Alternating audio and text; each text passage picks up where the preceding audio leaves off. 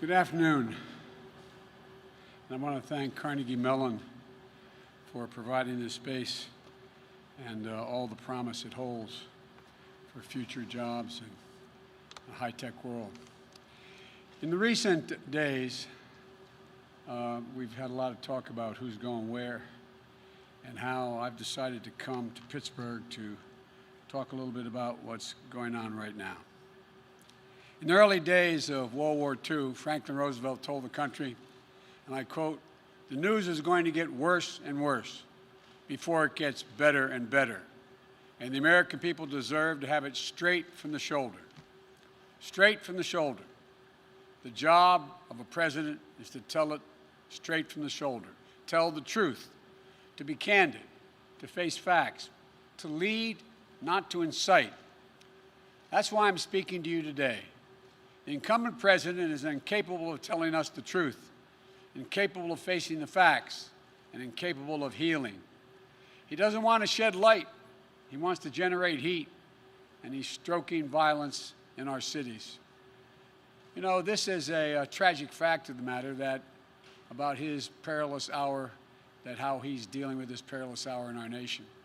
And now we have to stand against violence in every form it takes. Violence we've seen again and again and again of unwarranted police shooting, excessive force, 7 bullets to the back of Jacob Blake, knee on the neck of George Floyd, killing of Breonna Taylor in her own apartment, violence of extremists and opportunists, right-wing militias, militias, militias, militias, militias, militias, militias, militia, militia, militia, and to derail any hope and support for progress. The senseless violence of looting and burning and destruction of property. I want to make it absolutely clear, something very clear about all of this. Rioting is not protesting. Looting is not protesting. Setting fires is not protesting. None of this is protesting. It's lawlessness, plain and simple. And those who do it should be prosecuted. Violence will not bring change. It'll only bring destruction. It's wrong in every way. It divides instead of unites. Destroys businesses, only hurts the working families that serve the community. It makes things worse across the board, not better. No, it's not what Dr. King or John Lewis taught, and it must end. Fires are burning, and we have a president who fans the flames rather than fighting the flames. But we must not burn. We have to build. This president, long ago, forfeited any moral leadership in this country. He can't stop the violence because for years he's fomented it. You know, he may believe mouthing the words law and order makes him strong, but his failure to call on his own supporters to stop acting as an armed militia in this country shows how weak he is. Does anyone believe there'll be less violence in America if Donald Trump is reelected? We need justice in America. We need safety in America. We're facing multiple crises. Crises under Donald Trump have kept multiplying. COVID, economic devastation, unwarranted police violence, emboldened white nationalists, a reckoning on race, declining faith in the birth and of the right American future. There's no reason why we can't just do so much more than we're doing. The common thread, the incumbent president who makes things worse, not better. An incumbent president who sows chaos rather than providing order. An incumbent president who fails in the basic duty of the job, which is to advance the truth that all of us know, that we're all born with the right to life, liberty, and pursuit of happiness. That's right, all of us. The moms and dads in Scranton, where I grew up, who have worked and scraped for everything they've ever gotten in life. The auto worker in Michigan, who still makes the best automobile in the world. The single mom in Ohio working 3 jobs just to stay afloat, who'll do anything for her child. Retired veteran in Florida, who gave everything he had to this country and now just wants us to honor the promises made to him. Lord & Taylor salesperson who just lost their job, a store closing after 194 years in business. Nurses and doctors in Wisconsin who've seen so much sickness, so much death in the past 6 months. And they wonder how much more can they take? But still, they muster up the courage to take care of those patients in this pandemic while risking their own lives. Researchers in Minnesota who woke up this morning determined to find a breakthrough in treating cancer. And will do the same thing tomorrow and the day after and the day after, because she'll never give up. White, black, Latino, Asian American, Native Americans, everybody. I'm in this campaign for you, no matter your color, no matter your zip code, no matter your politics. When I think of the presidency, I don't think about myself. It isn't about my brand. It's about you, the American people. We can do better, and we have to do better. And I promise you this, we will do better.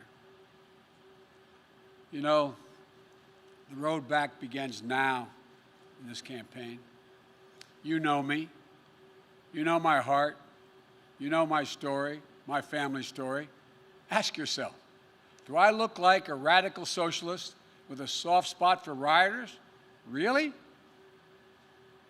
I want a safe America, safe from COVID, safe from crime and looting, safe from racially motivated violence, safe from bad cops. Let me be crystal clear, safe from 4 more years of Donald Trump. I look at this violence and I see lives and communities and the dreams of small businesses being destroyed, and the opportunity for real progress on the issues of race and police reform and justice being put to the test. Donald Trump looks at this violence and he sees a political lifeline. Having failed to protect this nation from the virus that has killed more than 180,000 Americans so far, Trump posts an all-caps tweet screaming "law and order" to save his campaign. One of his closest political advisors in the White House doesn't even bother to speak in code. She just comes out and she says it. Quote, "The more chaos, violence, the better it is for Trump's reelection." Just think about that. This is a sitting president of the United States of America. He's supposed to be protecting this country, but instead he's rooting for chaos and violence. The simple truth is, Donald Trump failed to protect America. So now he's trying to scare America. Since Donald Trump and Mike Pence can't run on the record that has seen more American deaths to a virus, this virus, than the nation suffered in every war since Korea combined. Since they can't run on their economy that has seen more people lose their jobs than any time since the Great Depression. Since they can't run on the simple proposition of sending our children safely back to school. Since they have no agenda or vision for a second term. Trump and Pence are running on this, and I find it fascinating. Quote, "You won't be safe in Joe Biden's America." And what's their proof? The violence we're seeing in Donald Trump's America. These are not images of some imagined Joe Biden America in the future. These are images of Donald Trump's America today. He keeps telling you, if only he was president, it wouldn't happen. If he was president. He keeps telling us that he was president, you'd feel safe. Well, he is president, whether he knows it or not. And it is happening. It's getting worse. And you know why? Because Donald Trump adds fuel to every fire. Because he refuses to even acknowledge that there's a racial justice problem in America.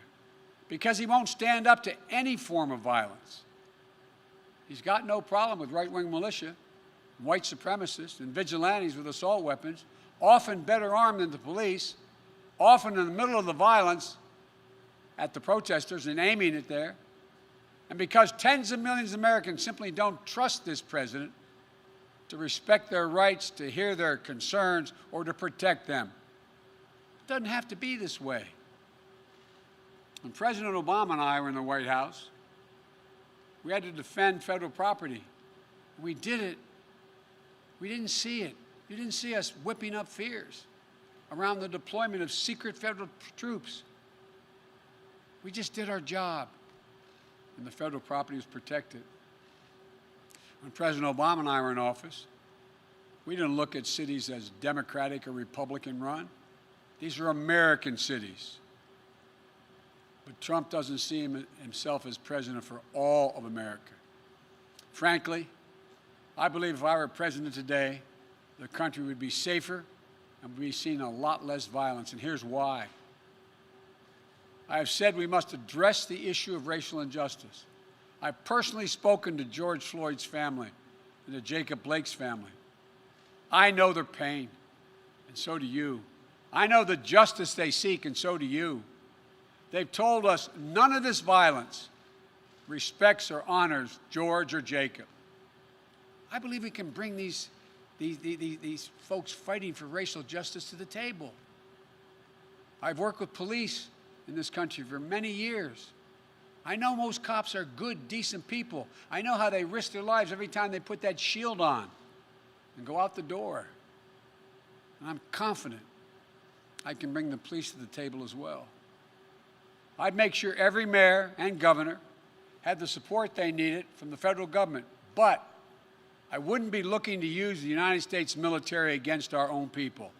If I were president, my language would be less divisive. I'd be looking to lower the temperature in this country, not raise it. I'd be looking to unite the nation. But look, if Donald Trump wants to ask the question, who will keep you safer as president? Let's answer that question. First, some simple facts. When I was vice president, violent crime fell 15% in this country. We did it without chaos and disorder. And yes, we did it with Democratic mayors in most of the major cities in this country. The murder rate now is up 26% across the nation this year under Donald Trump. Do you really feel safer under Donald Trump? COVID has taken this year, just since the outbreak, has taken more than 100 years. Look, here's the lives, when you think about it, more lives this year than any other year for the past 100 years. More than 180,000 lives in just 6 months. An average of 1,000 people dying every day in the month of August. Do you really feel safer under Donald Trump? Mr. Trump, you want to talk about fear? Do you know what people are afraid of in America? They're afraid they're going to get COVID. They're afraid they're going to get sick and die. And that is in no small part because of you. We're now on track to more than 200,000 deaths in this country due to COVID. More than 100,000 seniors have lost their lives to the virus. More cops have died from COVID this year than have been killed on patrol. Nearly 1 in 6 small businesses is closed in this country today. Do you really feel safer under Trump? What about Trump's plan to destroy the Affordable Care Act? And with it, the protections for pre-existing conditions that impacts more than 100 million Americans. Does that make you feel safer? Or how about Trump's plan to defund Social Security?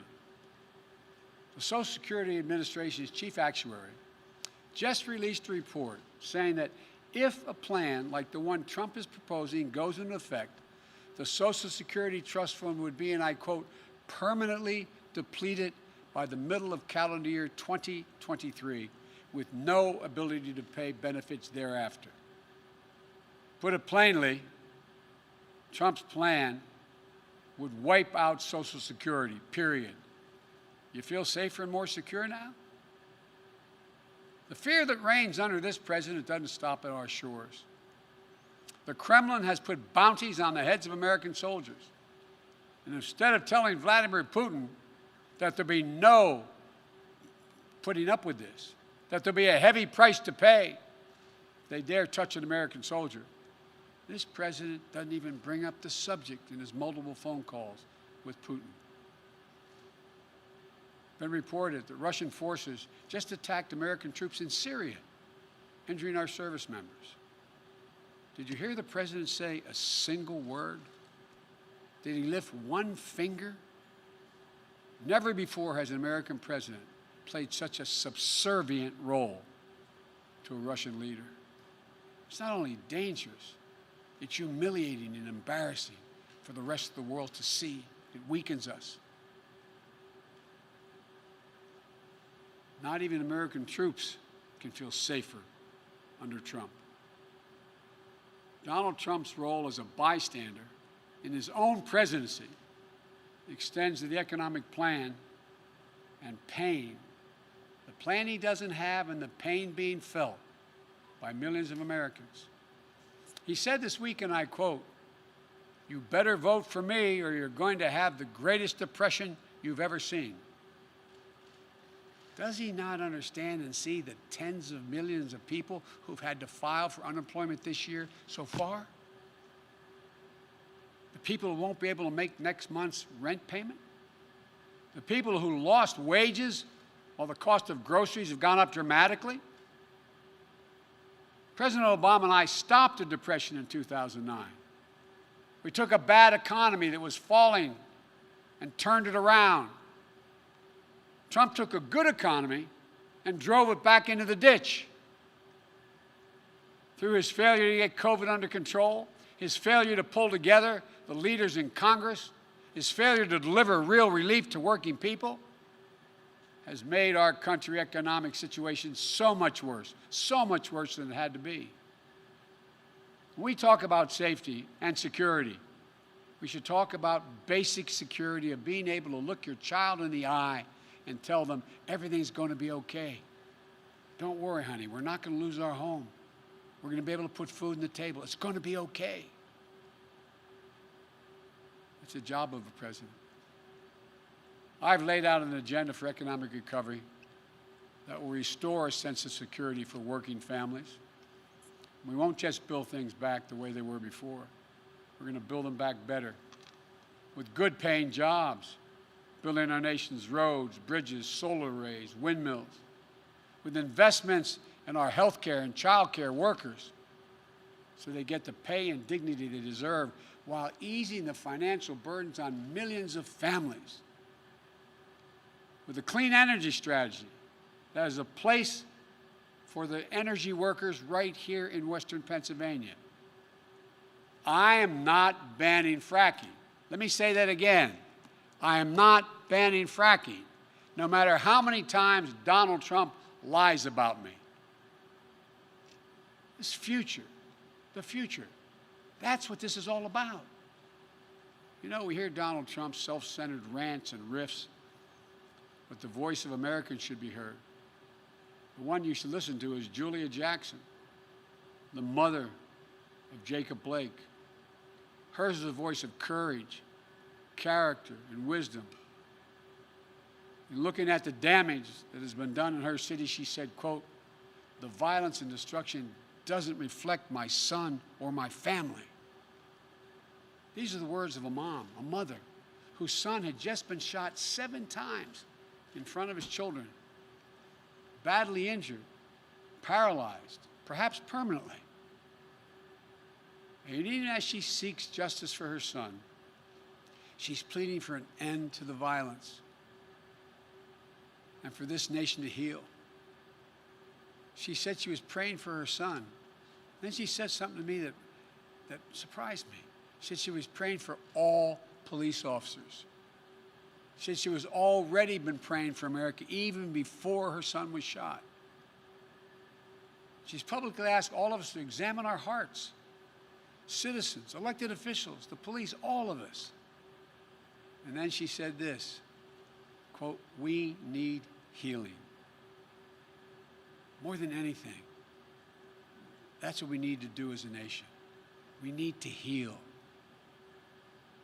The current president wants you to live in fear. He advertises himself as a figure of order. He isn't. and he's not been part of the solution thus far. He's part of the problem. The problem that I, as president, will give you my all resolve to stop. I'll deal with the virus. I'll deal with the economic crisis. And I'll work to bring equality and opportunity to everyone. We've arrived at a moment in this campaign we all knew, including the press in front of me, knew we'd get to.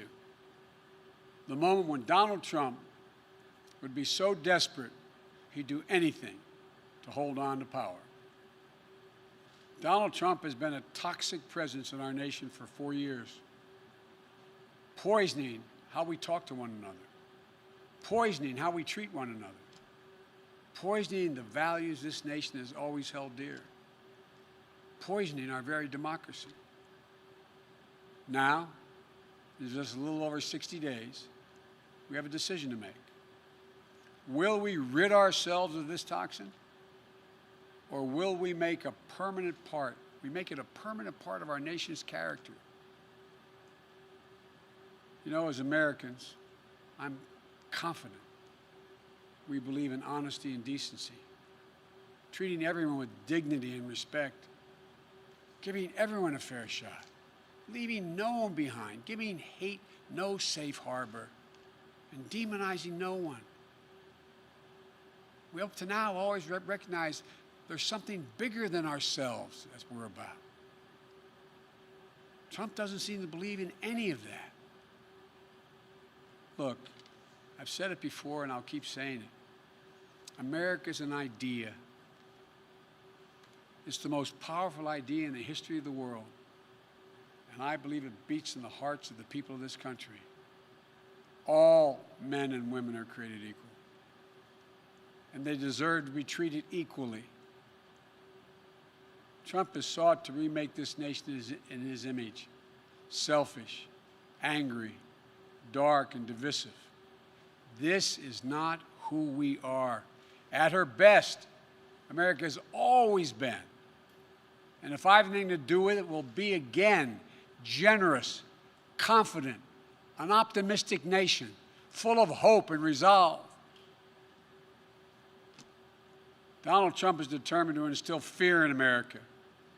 That's what his entire campaign for the presidency has come down to, fear. But I believe Americans are stronger than that. I believe we'll be guided by the words of Pope John Paul II, words drawn from the Scriptures. Be not afraid. Be not afraid. Fear never builds the future, but hope does. And building the future is what America does, what we've always done. In fact, it's what we have done best and continue to do best. This is the United States of America. There's not a single thing beyond our capacity when we decide to do it together. So let's get together. I want to thank you all. May God bless you, and may God protect our troops.